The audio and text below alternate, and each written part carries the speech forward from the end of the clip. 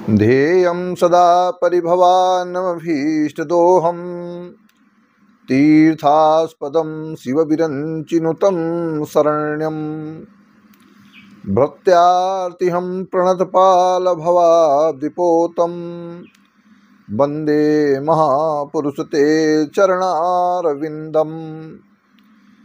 मैं हूं आचार्य रमाकांत मिश्र।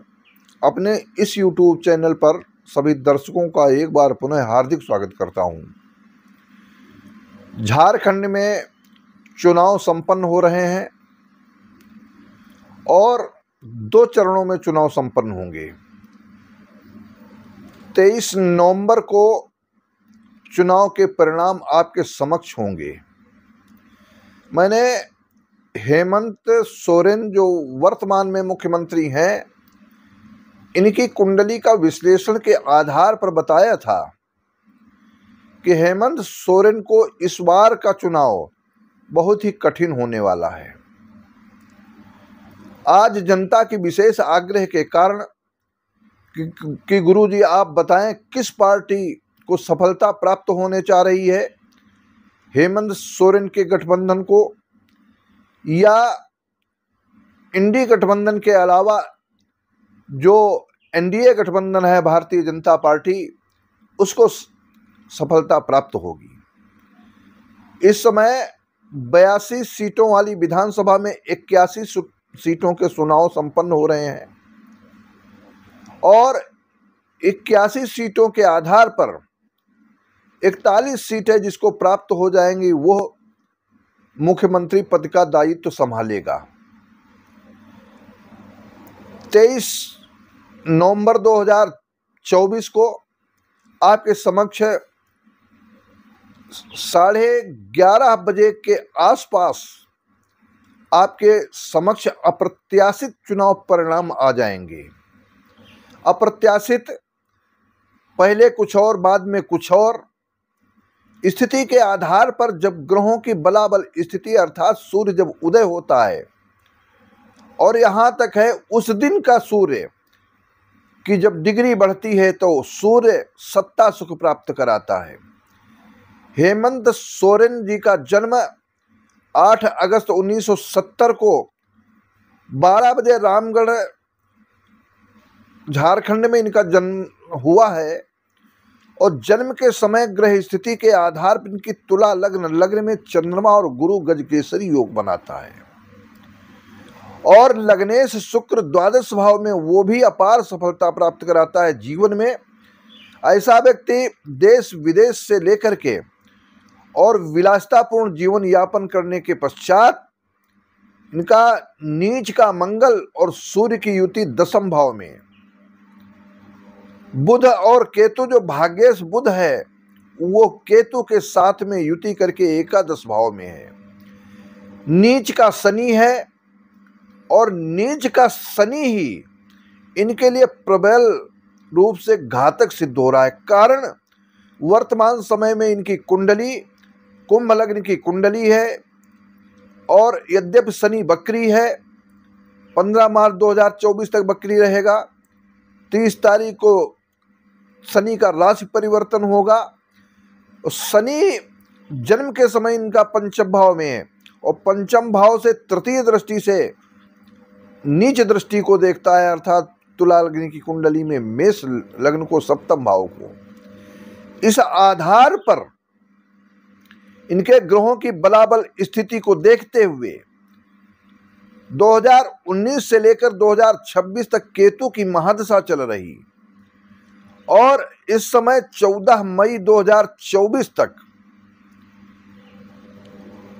केतु की महादशा में गुरु का अंतर रहा और उसके पश्चात 14 मई 2024 से लेकर के 24 जून 2025 तक केतु में शनि का अंतर, यही शनि के लिए घातक सिद्ध होने जा रहा है।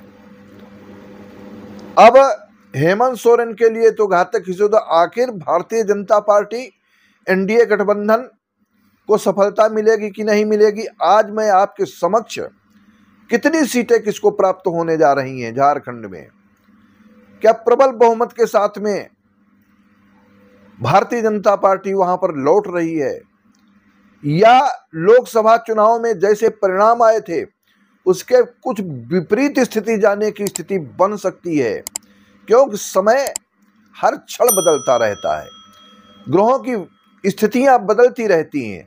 वर्तमान समय में मंगल की नीच राशि जून माह तक रहने वाली है और इनका जो मंगल है वह कर्क लग्न में अर्थात तुला लग्न की कुंडली में 10वें भाव में मंगल हेमंत सोरेन का, और मंगल प्रबल मारक है, कर्म भाव को इनको प्रभावित करके 7 जून के पहले पहले अनेक प्रकार की समस्याएं भी आएंगी। लेकिन हेमंत सोरेन की बात तो जाने दीजिए। आज प्रश्न है इस बात का आपके समक्ष, भारतीय जनता पार्टी एनडीए गठबंधन प्रबल बहुमत के साथ में झारखंड में अपना परिणाम लाने जा रहा है, अर्थात झारखंड में विजयी होने जा रहा है। 49+ सीटें आने का योग है। 41 सीटें जिसे प्राप्त होंगी और 49 सीटों से 7 सीटें आगे पीछे, 7 सीटें प्लस होने का भी योग बनता हुआ दिखाई देता है। अर्थात कुल मिलाकर के जो एक एक बिंदुओं के आधार पर जो गणना की है, जैसा मैंने मध्य प्रदेश, राजस्थान, छत्तीसगढ़ में बताया था कि भारतीय जनता पार्टी इतनी सीटें लेकर, ठीक उसी प्रकार से हुआ था। हरियाणा में भी बताया, ठीक उसी प्रकार से हरियाणा भी भारतीय जनता पार्टी चुनाव जीत गई। इसी प्रकार के योगों के आधार पर झारखंड में भारतीय जनता पार्टी जो एनडीए गठबंधन है वो विजयी होकर के आ रहा है। 49+ सीटें लेकर के आने की स्थिति बनती है।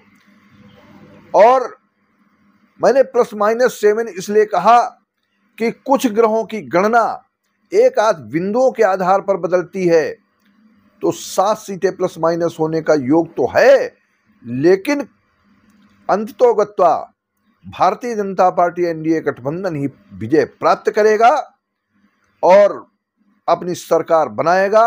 एक नया मुख्यमंत्री जो कर्मठ भी होगा और कुशल भी होगा अपने नेतृत्व करने में, ये ऐसा आपको मिलने जा रहा है। यह मेरी एक भविष्यवाणी है, ज्योतिष की गणना है। आप सबसे आग्रह है कि हमारे इस चैनल को अधिक से अधिक सब्सक्राइब कर लें और आग्रह के साथ कहना चाहता हूँ वीडियो को शेयर करें, जनमानस तक हमारी बात पहुँचे। आप सबके लिए बहुत बहुत धन्यवाद।